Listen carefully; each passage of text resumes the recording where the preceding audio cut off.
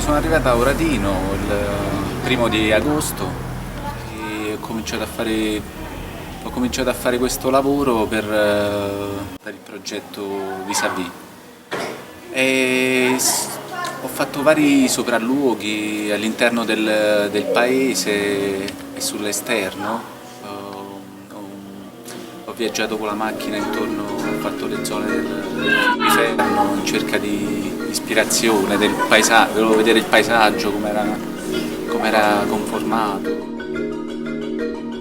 Mi è venuta l'idea di lavorare sulle persone di Oratino e su una certa fascia di età.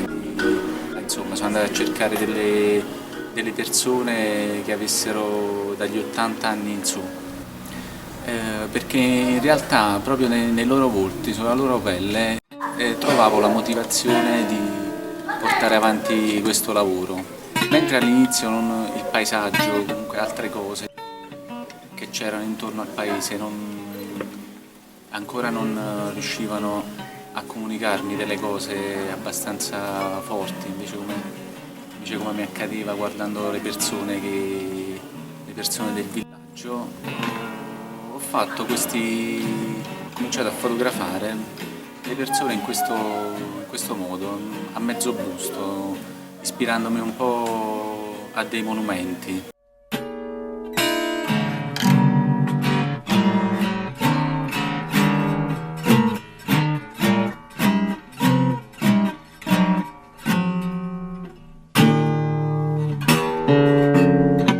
A livello estetico e concettuale del tipo di ritratto che volevo portare avanti era proprio quella del monumento storico dedicato di solito ai personaggi dei paesi. Quindi ho cominciato a ritrarre ho fatto tantissimi ritratti delle persone di Oratino, ritraendoli come io adesso li chiamo eroi, insomma eroi del nostro tempo, perché mi affascinavano le storie che mi raccontavano queste persone, di una vita insomma fatta di poche cose, una vita semplice. Per fare i ritratti non è stata un'impresa semplice. In effetti io ho dovuto stringere amicizia prima con delle persone del luogo e queste persone poi mi hanno fatto entrare in relazione con gli anziani del paese. All'inizio, quando io giravo nel paese e proponevo alle persone di fare queste fotografie, rifiutavano sempre di farsi questa fotografia. Poi, facendomi accompagnare da questi amici, vedendomi con accanto qualcuno del luogo che a loro risultava familiare, facilmente si concedevano e si facevano ritrarre ed erano molto più disponibili rispetto a quando io cercavo di entrare in contatto con loro da solo. E questa era la prima fase del lavoro.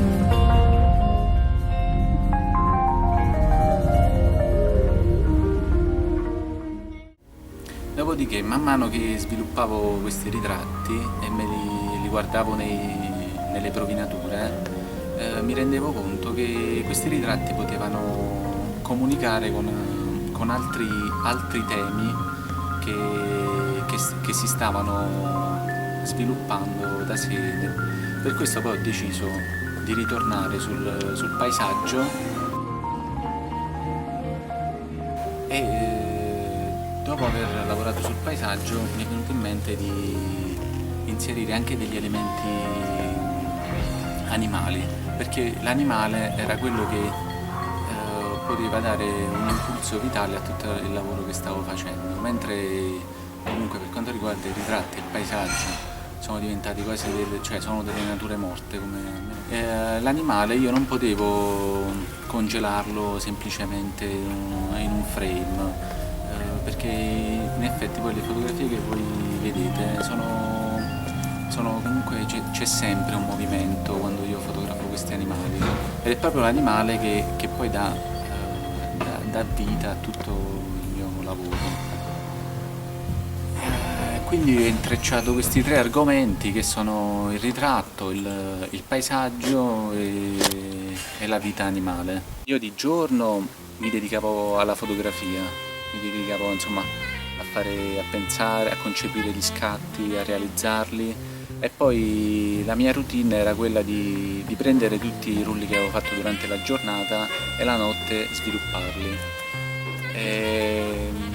Il giorno dopo, quando la mattina mi svegliavo, trovavo i rulli che avevo sviluppato asciutti, ho fatto le propinature a contatto e da questi contatti già avevo modo di capire quali erano le fotografie che poi avrei scelto, che volevo ingrandire per guardarle meglio. Ho fatto anche delle propinature le ho fatte realizzate con un'antica tecnica di stampa in cianotipia, sempre per questo discorso era un modo anche per risparmiare e accelerare un po' i tempi. Devo dire che la mia fotografia è stata sempre molto, a livello tecnico, è sempre una fotografia molto povera, cioè infatti uso delle macchine che sono molto semplici, non hanno niente di professionale, non uso attrezzature professionali e cose di questo tipo. Sono lavori fatti in pellicola.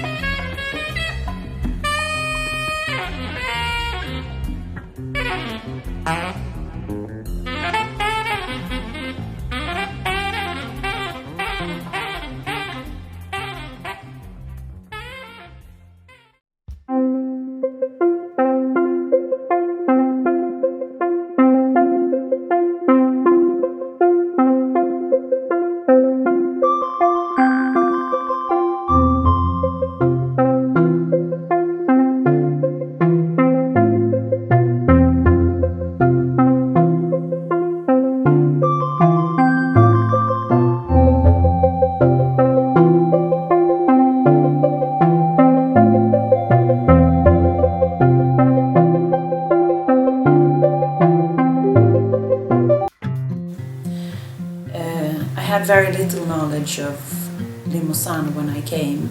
I had, of course, spoken to Deirdre, that is the curator, curating this part of the residency.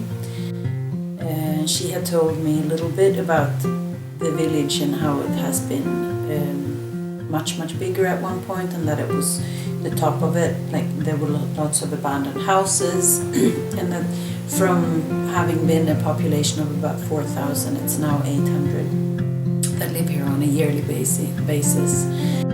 You wanted me to tell you a little bit about how it has been to work in Limosano these 20 days. I, of course, had Googled social media.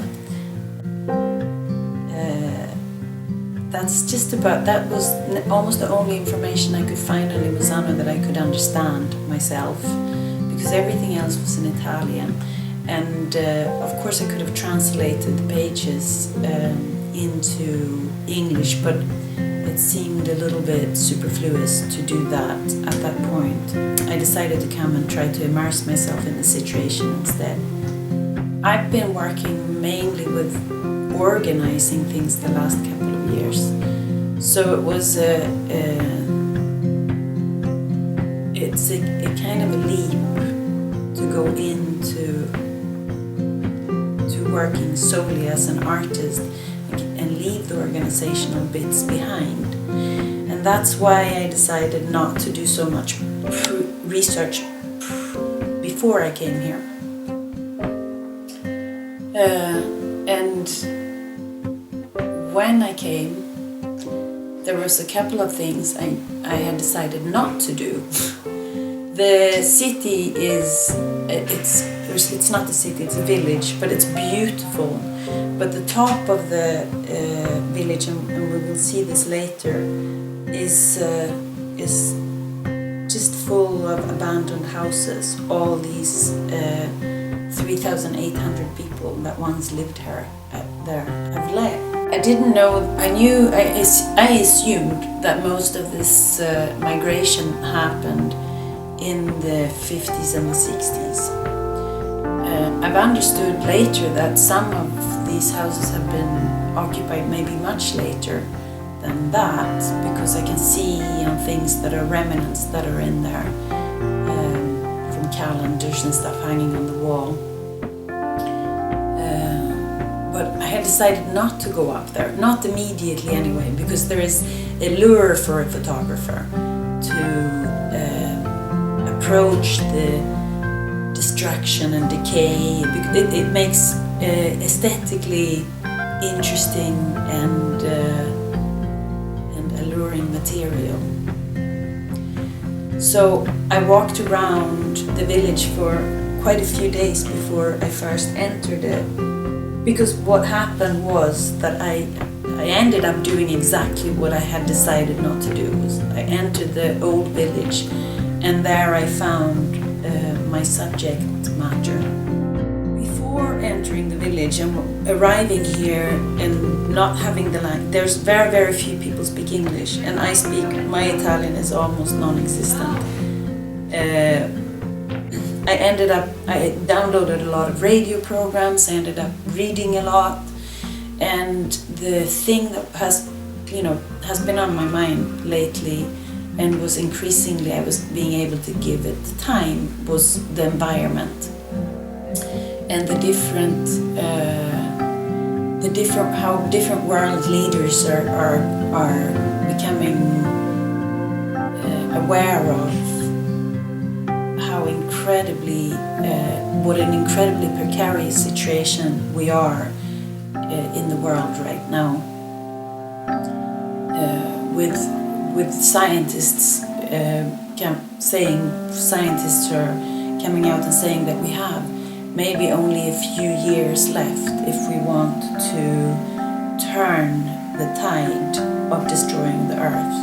We can still do it, they say. There is a lot of hope of being able to do it. The technology is there, everything we need is there, but we just need to understand that the economic system that has been prevalent in the world and the idea that we need to grow and grow is totally impossible. If we continue to grow in the way we have, with tapping the world on its resources, there will not be a world for our children. Reading all this literature and having this monument of a failed economy, which has not been able to provide for everybody in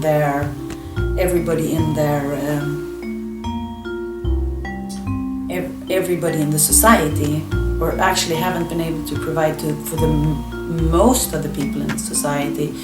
Like here, where 4,000 people, 3,200 people felt the need to leave. I'm sure some of these were adventurous, but many of them probably left because they thought that somewhere else their children could get a better future. And I can see that many of them still have kept quite close ties, because during the time I've been here, there has been lots of migrants coming back for the summer or for their yearly holiday of spending time with families. And I decided to enter the old village and try to find something there that could symbolize the connection to the economy, both the economy that made people leave here and the economy that are making people leave Africa and Syria and Asia to try to make a better life here. I wanted to find a signifier for this right here in Limosano. so I started searching through the material, and everywhere the whole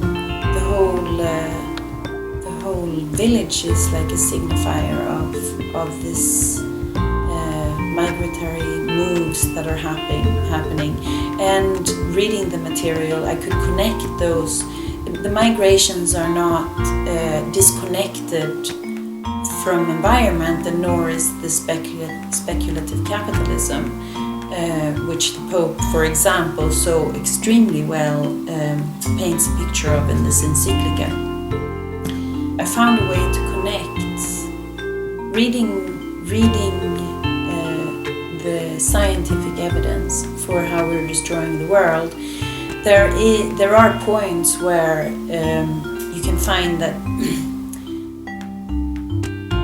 the economic refugees are many times leaving because of the environmental catastrophes, because it's too warm for them to grow things where they live, or even more connected, that there are suggestions that the Arab Spring, part of what fueled the Arab Spring was a food shortage or rise in prices of fertilizer, flour, and oil, like hundreds of percents of increases in prices in some cases, which made it really, really difficult for people to sustain their lives.